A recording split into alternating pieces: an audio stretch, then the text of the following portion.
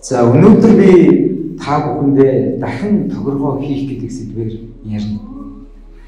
Бид ямарваа нэг зүйлийг анхан хийхдээ маш их мэргэлттэй, маш их болгоомжтой, маш их бодож тэр зүйлийг хийдэг. Тэгээд тэр зүйлээ олон дахин давтан үйлдэх үедээ бид гаршиж автоматар туршил болж тэрийг хийж сурсан байна. Яг жолоо барихтай адилхан. Эсвэл яг дугуй өмөхтэй адилхан. Аливаа нэг зүйлийг дахин хийгээд авах юм бол тэр нь нэг тийм бодох шаардлагагүй, нэг их мэдрэх шаардлагагүй. Зүгээр л тэр нь автомат бидний зардал хийвч болчдөг.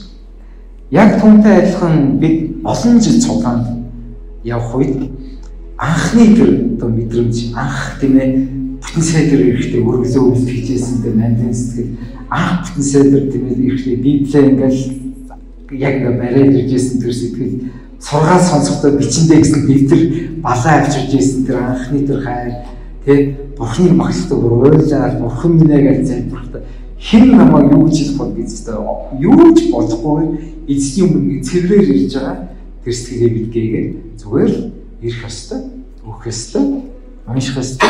Өнөөдрийн сургаал тэр юу ярих юм бол мэддэг сэдв байна гэдэг ч юм уу. Бид нөгөө автоматар тухайн зүйл хариулдаг, автоматар тэр зүйлд ханддаг, тэмсгэлтэй болчдөг. Яг тэр зүрхсэтгэлийн талаар өнөөдөр бид ярина. Би яг зүрхсэтгэлийн тохиргооны талаар өнөөдөр дахиад мэдээ. Библи нэгэн алдартай чуулган байсан. Тэр чуулган бол Эфес хотод байдаг чуулган. Тэр Эфес хотын чуулганыг Илч Паул тэмээ үүсгэн байгуулсан. Илч Паулын үүсгэн байгуулсан сүм гэдэгчээ бурхан амар том тэр үн чинь Библийн 13 номыг, Шинэ гэрээний 13 номыг бичсэн.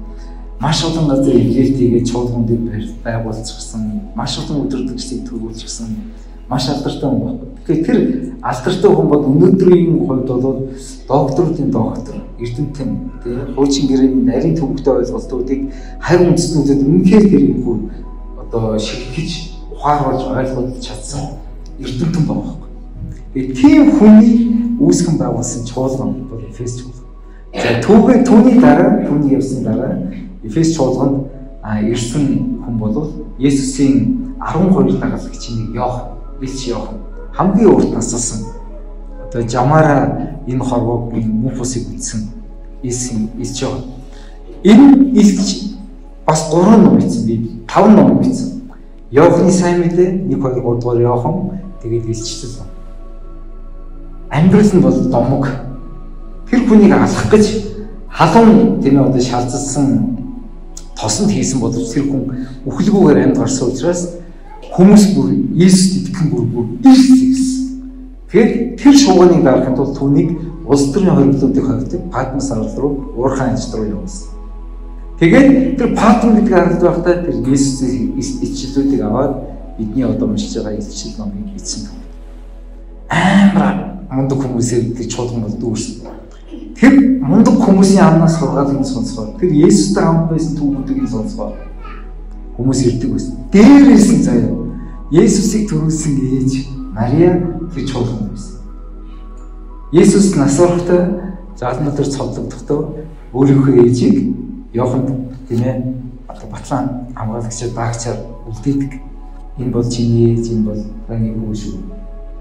Тэгээд Есүсийн их Мария тийм нас барсан хүн хөтлөө байсан. Тэгээд манай эзний 431 онд Эфес хотод христийнхний тийм ээ тухайн дэлхийн дахны бүх христийнхний хамгийн том нэг чуулган уулзалт зөвлөгөөн болсон.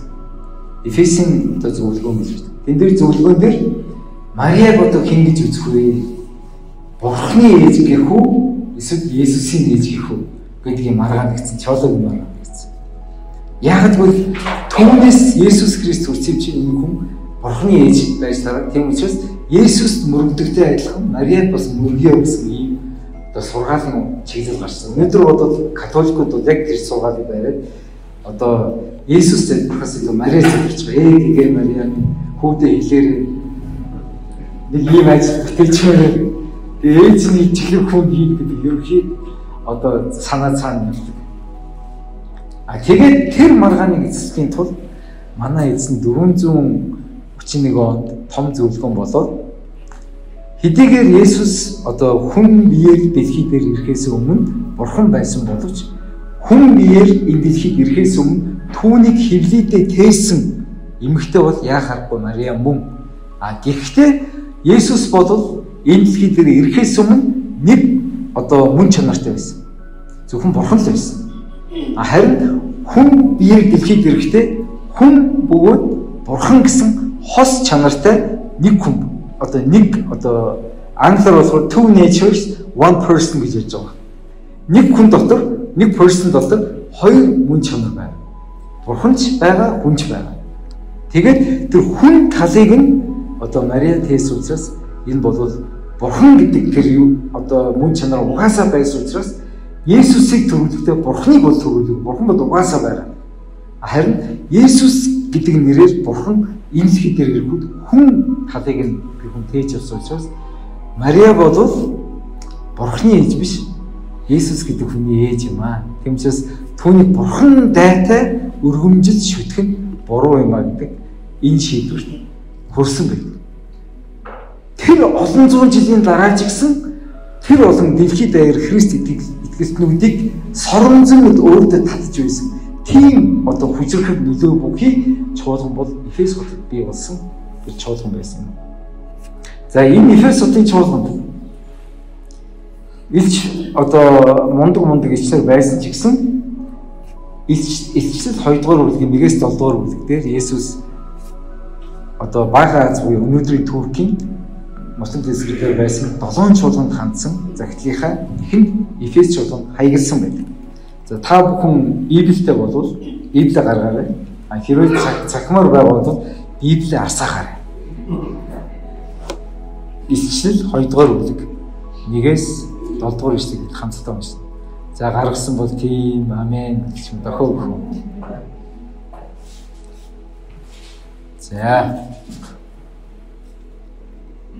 За уншлаа. Эфес дэх чуулганы тэнгэр элчид бичигдэв.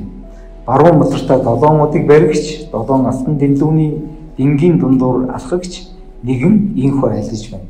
Би чиний ажил үйлс ба зүдэл зүтгэл төвчээрэгч нь болон мөн муха хүмүүсийг төвчдөггүй мөн өөрсдийгөө элч нар хэмэдэгч чухамдаа элч гэж хүмүүсийг шалгаж худал байсныг нь илчилсэнийг чинь мэднэ.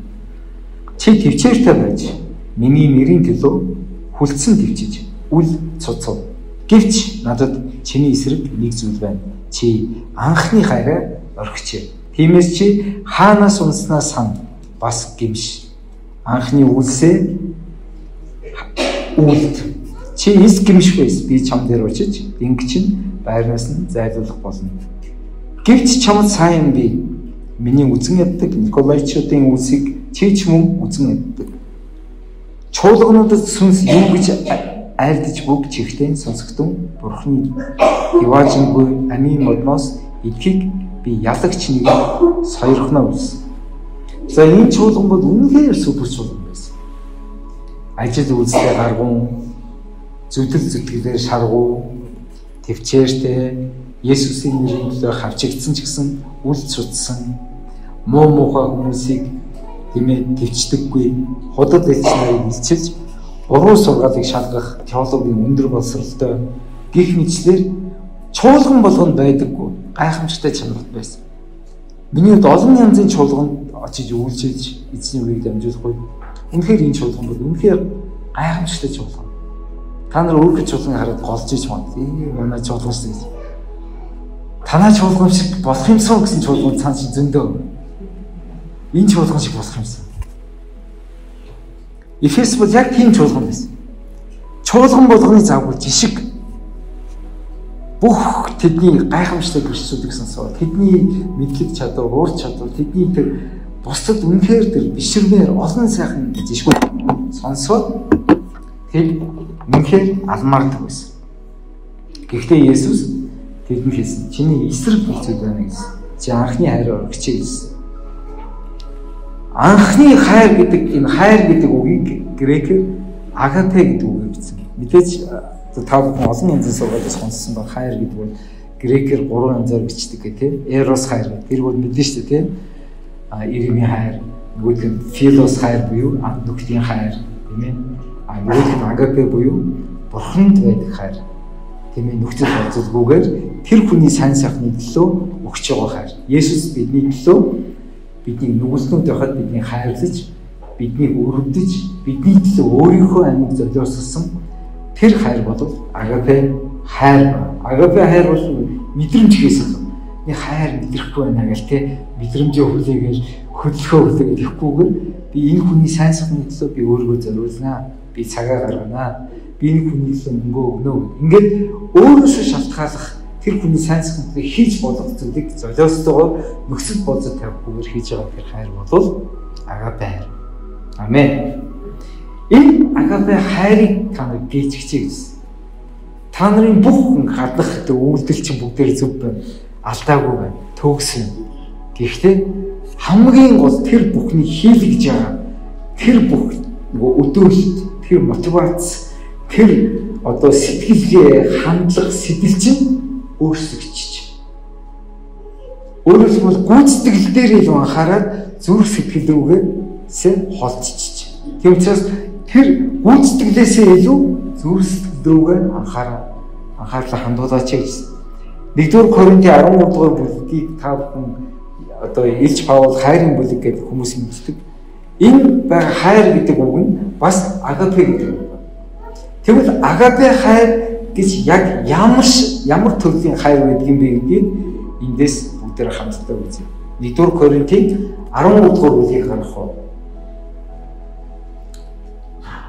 1-р Коринтын 13 дугаар бүлгийн 1-ээс 3 дугаар ишлэл. 1-ээс 8 дугаар ишлэг уншия.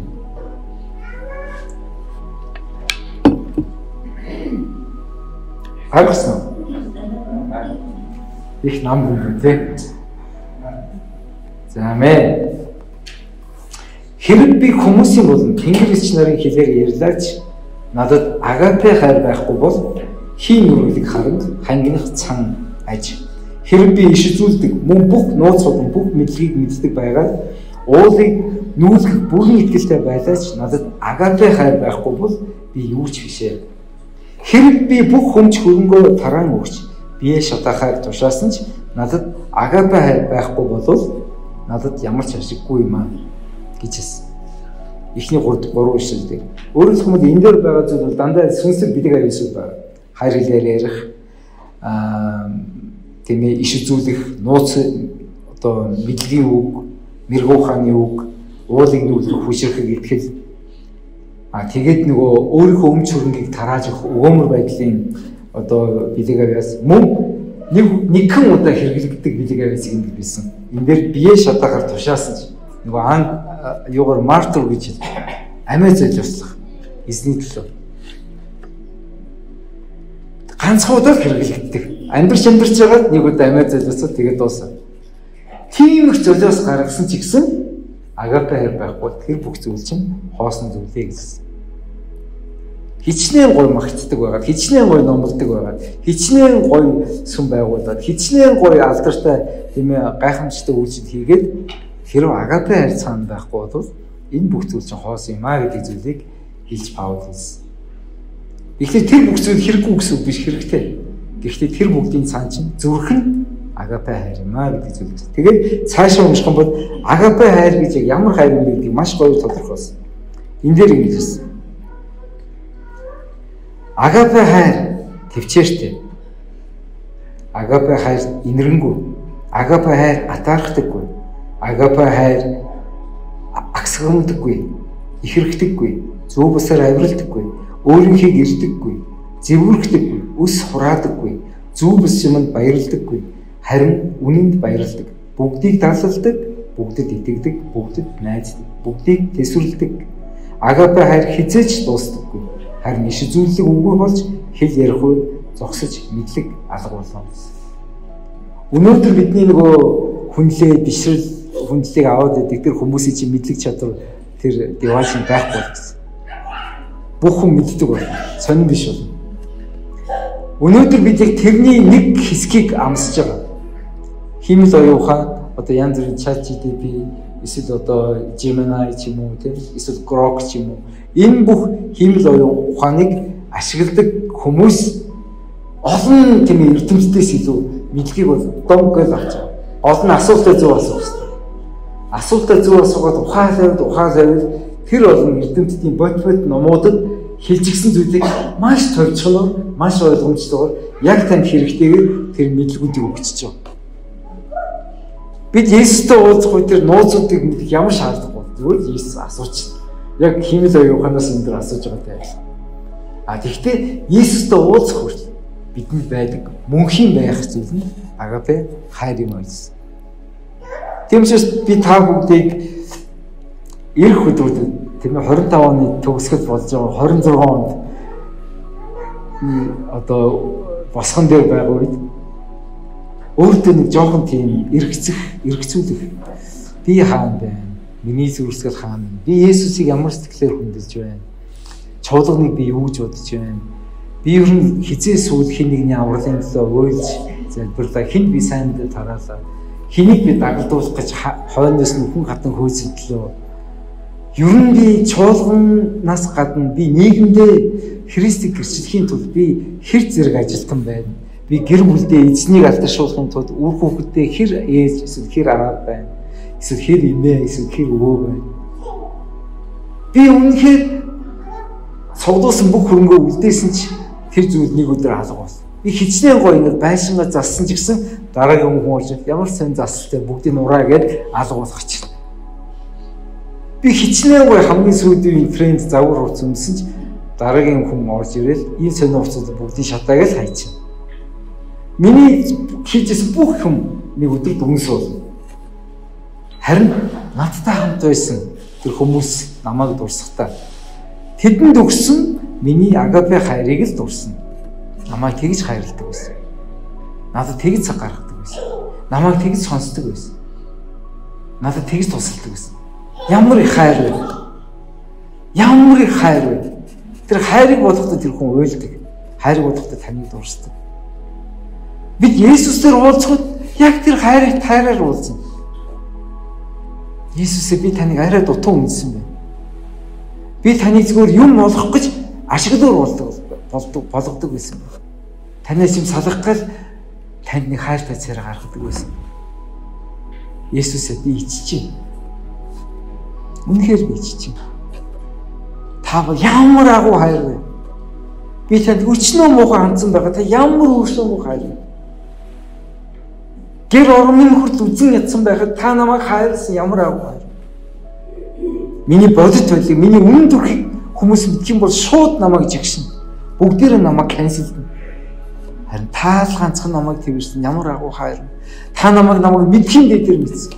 Миний хүнд чилгээс ичмээр нүглүүдийг хэмжих санагдсан. Ямар агуу хайр.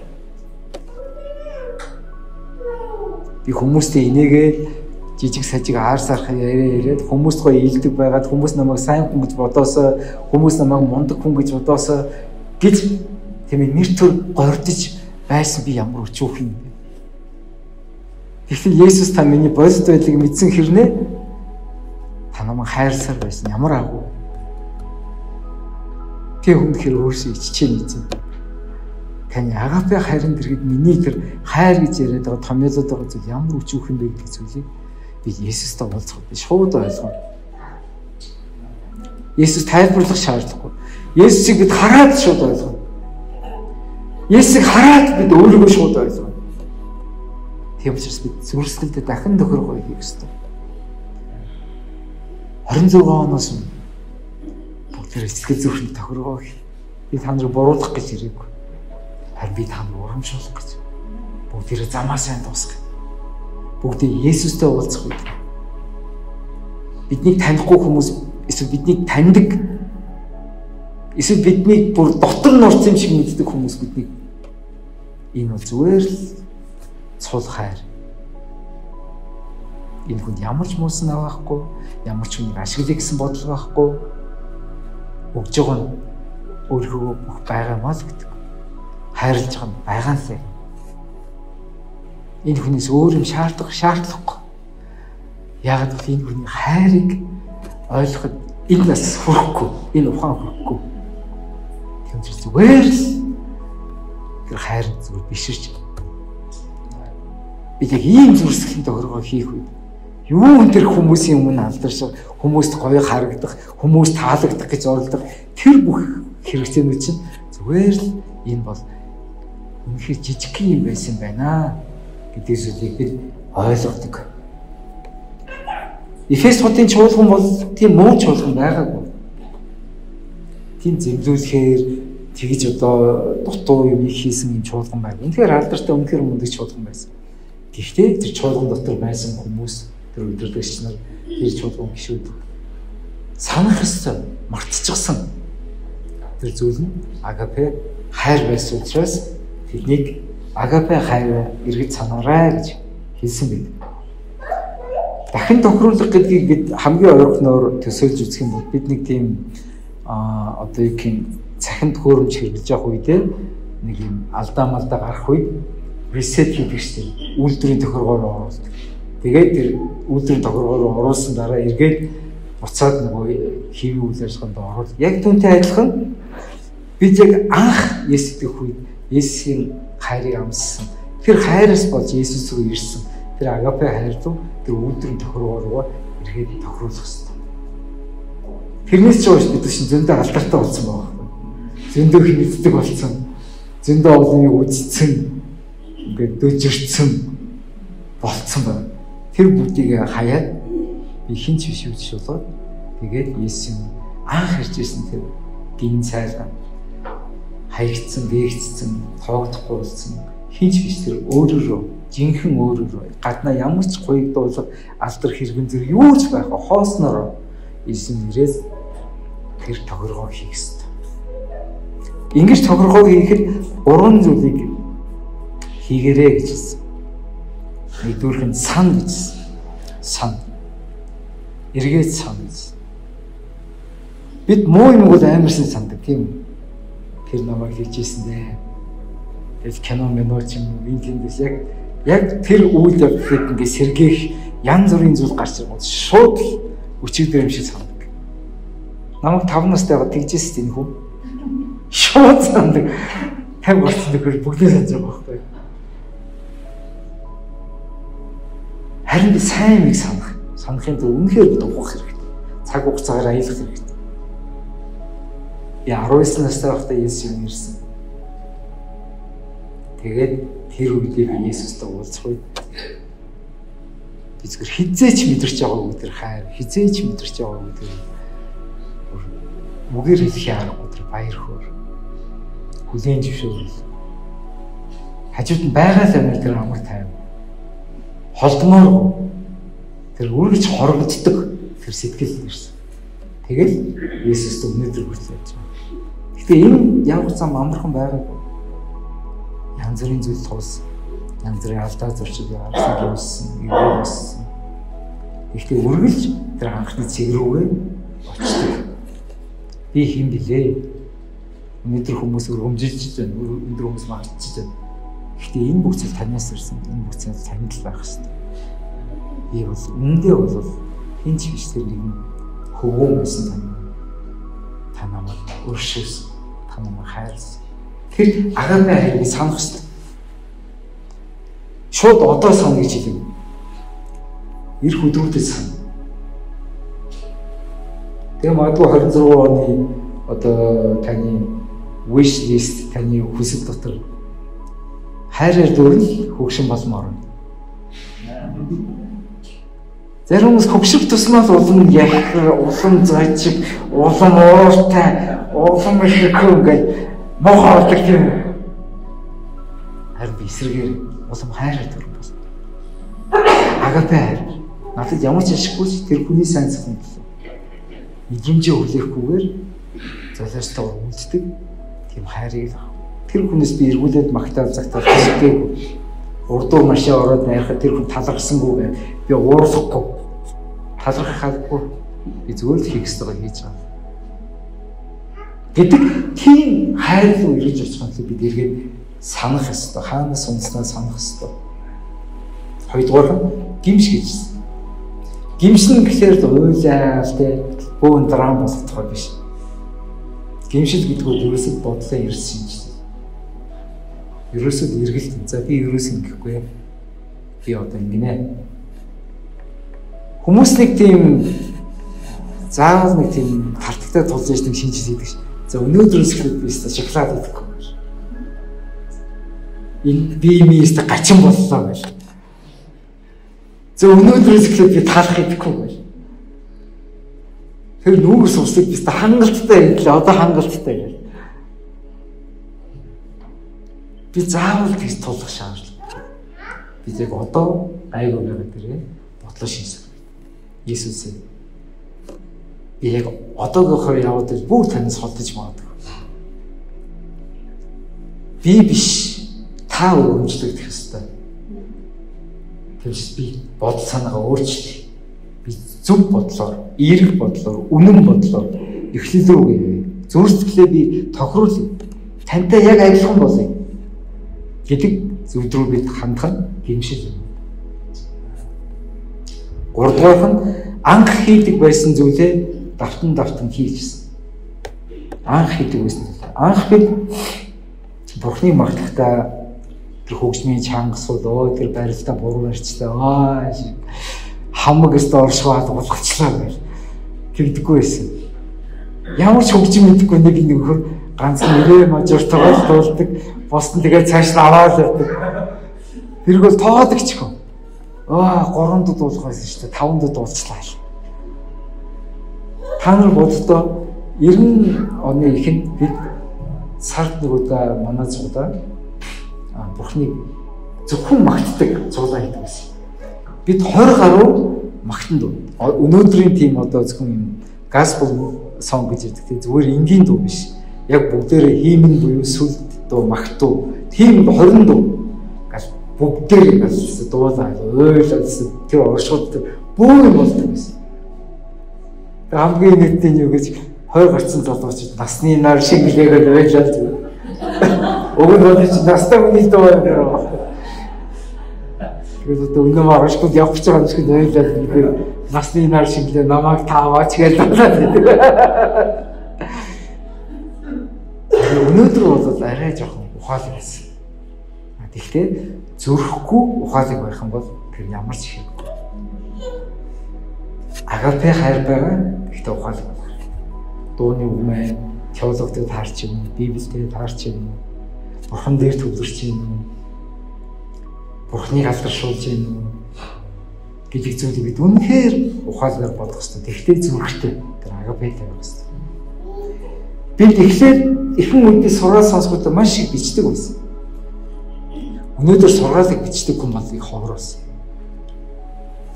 Маранатагийн бүтэн Библиэс болон бүхнийхээ нийгмийн боловсрол зориулсан сургалтуудад сууж байгаа 2 ч хүнтэй би бүр 4-5 дэвтэр дуусгацсан. Тань ингээ ярьж хийсэн бүгний шиг бичиж аваад ингээ Библиэс биш бүх маабайг бичиж аваад ингэж бичсэн дэвтрээ үзсэн.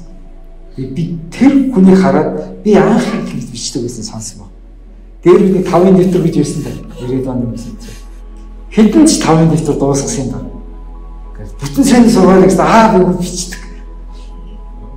Одоо тийм байх. Одоо зүгээр сонсоод тэгээд автобусны бодлого өгөхөд мартаа. Дараагийн зэвтэр юу заалаа?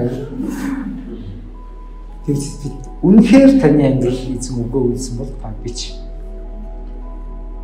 Яг түүнтэй адилхан бид сургаалыг бичих, тогтоох, ишил чийжлэх, Бурхны үгийг дотроо хадгалах, тэрийг тунгаан бодох, үгийн дагуу залбирах, үгийн дагуу амьдрахын тулд бие биендээ үгээр суулгах. Одоо болохоор тийм эрсэл шеэрлээд тийм фэйсбүүкээр. Харин бид үгийг үнэхээр амьдралдаа хэрэгжүүлэхийн тулд үгийг үнэхээр амтлах хэрэгтэй. Үгээр амьсгалах хэрэгтэй. Тэр бидний итгэл шал өөр төвшин байна. Бид ихэндээ өргөл өгөхдөө өгөөмөр өгдөг байсан. Харин өргөсөөр амьдралын шаардлага хэрэгцээ янз бүрийн зээлмэл, байрны лизинг, машины лизинг, амьдралын өртөг гэх янз бүрийн зүйл юмнуудад бид ямар тактик руу шилжсэн бэ гэхээр яавал бага мөнгөөр их өрөөлийг авах уу гэдэг тактик. Өгсөн. Эцэнтэй хэмжээг нь хардггүй үстэйгээр амын тагалцсан гэж. Эзэнд бол тэр их байна байгаа хамаагүй л дээ. Эзэн бодож зүрхийг харна. Тэр зүрхийг харсан гэдэг зүйлээр ярих бүх юм өгсөн бэлэвсэн эмэгтэйгийн жишээгээр ярьсан. Тэрээс баян хүн жоох юм өгчөөд тэгээд тэрийг их юм өгсөн чигтэй эзний өмнө маадгал зогсоод хэлээгүй.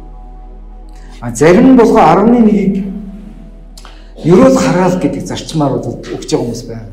За 11-ийг өгөхгүй би харагдана. Тэнгэрийн цогмоо хаагдаад би ч одоо юучгүй байдаг газар дээр үлгэн зүлгэн амьдрал. За тэнгэрийн цогмог гэсэн нэгэхийн тулд 11-ийг өгье. Ерөөсө хараад өрөөлөн зарчмаар. Хуучин гэрээний Мосегийн хуулинд одоо сүмд үйлчилж байгаа левичүүдийг хоолтой унцтай байлгахын тулд 11-ийн зарчмыг бодвол Бурхан хуульж ирсэн байдаг. Тэгээд Израилийн хүн болгон тариачин малчин одоо бизнесмен янз бүрийн хүмүүс чинь орлогынхаа 11-ийг эзэндээ өгдөг. Эзэн бол тэр мөнгө авахгүй өөрт нь үйлчилж байгаа өөрийнхөө зарцмыг левичүүдийг хоолтой унцтай байлгадаг. За энэ Малах номд хэлсэн энэ зарчмыг шин гэрээн дээр давтаж заагаагүй байдаг. Харин шин гэрээн дээр хараад ерөөлийн зарчмаар биш тарих ба хураах гэдэг зарчмыг заасан байдаг. Хин өгөөмрийг тарих дээр өгөөмрийг авна, хин хармыг тарих дээр хармыг хураана гэдэг зарчмыг л ярьсан байдаг. 11 гэдэг бол итгэгчид бол зөвхөн хамгийн наад зах юм жоо. Тэрнээс тийш өгөөмрөө бид эзэнд өгөхгүй. Эзэн тэр өгөөмрөний өрөөд. Би 96 оноос бүтэн цагийн үйлчлэлд орсон. 96 оноор олон жилийн байгаад 20 дугаар зуунд тохиолж байна шүү дээ. Тэгээд бүтэн цагийн үйлчлэлд ороход үлгэн зүлгэн байсан. Анх хормоор авсан хувцастайгаа тэгээд хэдэн жил явсан бөөмөд шинэ хувцас ом гэдэг ойлголт байхгүй комиссийн бараагаар хувцастай. Тэгээд ерөөсөө эзэндээ үйлчлэлсний баясгалантай нөхөр яваад идэг. Амьдрал гэж талтагтай тулсан. Тэгээд би их нэстэйгээ ярьсан. Хоёулаа гэрлээ 10-ны өгье гэж бас хэлсэн. Яг нэг Мосегийн хуулийг бодоод байгаа байхгүй. Тэгээд 11-ийг өгсөн ч бидний гачигдлын тэр тойр гэцийг бол алга болов. Тэгээд нэг өдөр ихнэр бид хоёр энэ өгөөмрийг өгөөмрөөр хармыг тариул хармыг гэсэн шүү дээ. Хоёулаа 11-ийг чүүчээ өгсөн болоод тэгэл зоодод цаашаа байхгүй шүү гэл. Гэдэг хандлагыг өгөөд байгаа юм биш үү? 11-ийг хүргэх юм бол бараг л одоо рекорд хийцсэн. 11-ээс дээш байна гэж байхгүй. Өстой байхгүй ш. Одоо үлдсэн минийх шүү гэл. Тэгээд тарих ба хураах зарчмыг хоёулаа хэрэгжүүлээгээд 10-ны 20 руу шилжсэн. 10-ны 20 руу шилжих үед яг өгөөд нэг удаагүй 3 сар орчим болсон дараа яг тэр одоо юуны тэр байнгын гачигдлын цикл бол тасарсан. Байнгын одоо 11-ийг өгдөг гэсэн чинь би ламбарддаг байсан. 11-ийг өгдөг байсан ч гэсэн гачигдл байсан. Би тэнгэрийн цогмог нь яаж тийм бэ? Жохон томоохон онгоолгоодаг үуч арай л уу гэл. Энэ порчиг байд юм тэрийг яаж жонгоолгочаад гэх. Харин өгөөмрийг тарих юм бол өгөөмрийг өгнө гэдэг шинэ гэрээний зарчмыг ойлгоод өгөөмрөөр өгөх тэр гашигдлын зүйл алга болсон. Яг ингээд юм дуусгын алдад дараагийнх нь болж байна. Яг л эзэнд үйлчлдэг хүмүүсийн амьдралын одоо юу гэх юм санхүүгийн цикл бол сар болгон тогтмол орлоготой эсвэл сар болгон бизнесийн орлоготой хүмүүсээс шаад өөр амьдрал төсөөлөгчгүй тань. Яаж амьдрах юм бэ? Яаж одоо энэ хүмүүс амьд байгаад байт юм бэ? Гэмээр үнэхээр эзэн хангасан. Юугаар тутаагаад. Тэгээ урд нь би дуулал 23 дугаар бүлгийн 1-р ишлэлийг уншихдаа хэлдэг байсан. Эзэн бол миний хон чинь над дутах зүйл нэг ч байхгүй хэлдэг шүү дээ. Би тэрийг унши энэ хэвлээ алдаа хаа. Надад дутах зүйл зөндөө байна бурхан. Надад юу шалгах. Тэгээд нэг өдөр найзаа гадагшаа гаргаж өгөхгүй өнгөсөн юм дээр. Тэгээд тэр найз минь хэлсэн. За бүх юмтай хүн юу хүлээ?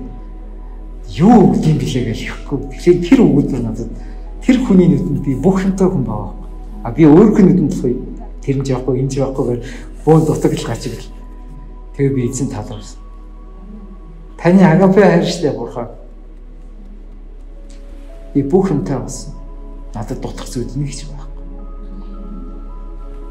Бүх юм надад байх. Надад хэрэгтэй цагтаа хэрэгтэй хэмжээгээр. Өнөөдөр надад байхгүй нэг нь өнөөдөр надад хэрэггүй л гэсэн. Би хэрэггүй бол юм цуглуулмааргүй. Яг хэрэгтэй юм нь хэрэгтэй үедээ ирээ. Гэхдээ ирэх үедээ өгөөмрөө би тарьсан учраас өгөөмрөө цал боломж мангаарай. Миний итгэл ингэж өөрчлөгдсөн.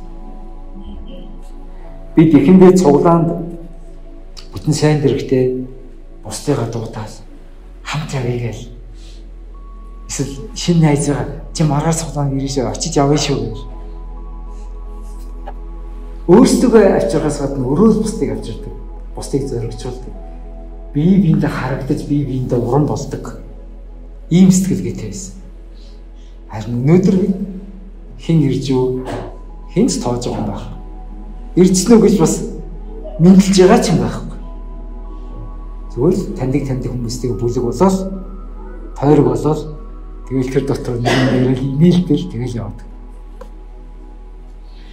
Анх бид цуглаанд очих үедээ цуглаанаас явдаггүй байсан. Ажилгүйдээ тийм байсан гэж магадгүй л байгаа юм. Өнөөдөр ч юм шал өөр хурдаар амьдэрч байгаа. Тэг бүгд ингээд орой болтол бие биентэй хамт ингээд юм яриад хөхрөлтөө тэгэл нэгний дөөж баахан хоолын буудаа. Тэгээ цааш маргааш удаа гэж байгаа юм шиг салдаг гэсэн. Тийм халуун нөхөрлөн тийм үнэн тийм цайлган байгаа юм хуваагаад хэлчихсэн. Тийм байсан. Тийм учраас бид бүгдээрээ хаана унснаа санаа бодлоо өөрчлөлт гэмший. Тэгээд өмнө нь анх хийжсэн зүйлээ дахин үйлдэй. Амен. Өнөөдөр хэний зүрхэнд эзэн ямар үг хэлсэн би мэдэхгүй. Гэхдээ танд эзэн үгээ өгсөн бол бүгдээр хамт залбирая. Эзэн минь би яг тэр агапе хайрыг санаж миний хийж байгаа бүх зүйл дотор таны зүрх, таны хайр байгаасаа гэдэг зүйлийг би сонгож байна гэж бүгд хамт залбирх. За залбир. Их эзэн Есүс өнөөдөр хүн болгоны зүрхэнд та өөрөө үгийг хэлсэн. Тэр үг үрмэд унаж сайн хөрсөнд ургаж ууччаар 100 дахин илүү ургацаа өгнө талаар өнөөдрийн сургаалыг сонссон хүн болгон зүрхэндээ таны тэр агапе хайраар таны тэр үнэн хайраар юугаар сольжгүй хамгийн үнцэнтэй тэр хайраар амьдарч амьсгалж харж сонсож бодож үйлдэж өгч хайрлаж амьдрах тэр нэг хүслийг өгөөч эзэн. Бурхны хүмүүс нэгэн дуугаар Есүсийн нэрээр амен. Амен. Амен.